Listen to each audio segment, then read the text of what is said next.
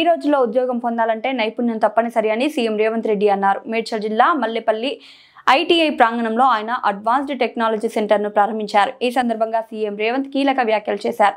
వచ్చే ఏడాది నుంచి ప్రతి ఏటీసీ విద్యార్థికి స్కాలర్షిప్ అందిస్తామని వెల్లడించారు. ట్రైనింగ్ తీసుకునే విద్యార్థికి ప్రతి నెల 2,000 రూపాయలు ఇస్తామని సీఎం రేవంత్ రెడ్డి హామీ ఇచ్చారు.